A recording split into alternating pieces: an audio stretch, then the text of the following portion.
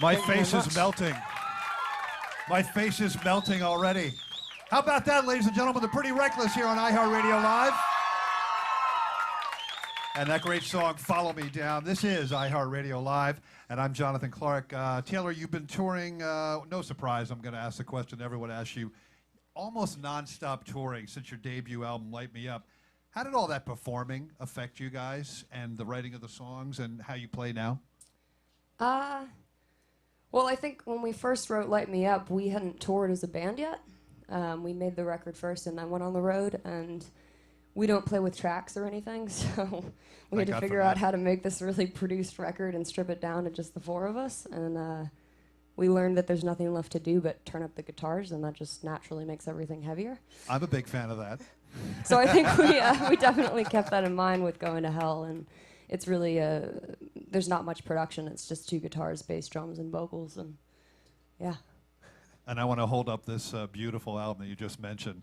Look at this. Quite the album cover, maybe one of the best album covers in rock and roll. It has ties to the New York area, as you recorded it just over the river in Hoboken, I believe. Yeah. The recording was interrupted by Hurricane Sandy, I think. What kind of impact did that have on this album? A big impact. A big impact. It's a loaded question. We wrote the song Going to Hell during the blackout in New York City. During the hurricane. We live in Lower Manhattan, so it was blacked out. The studio was destroyed. Yeah, wiped out everything. We wiped out all our gear. These are really all devastating. It's a new guitar. Yeah. That the insurance company did not pay for. No.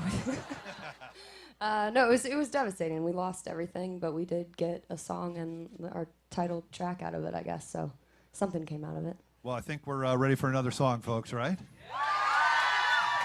Taylor, tell us about Sweet Things. Sweet Things is the next song we're about to play, and it was actually one of the first songs written for the record. Conceptually after David Bowie's Little Red Riding Hood. Little Red Riding Hood. I don't know. You're probably going to have to pay for this intro. You'll hear the intro, and you can figure it out for yourselves.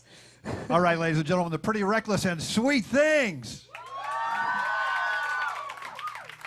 This is the story of Peter and the Wolf. Each character in this tale is going to be represented by a different instrument of the orchestra.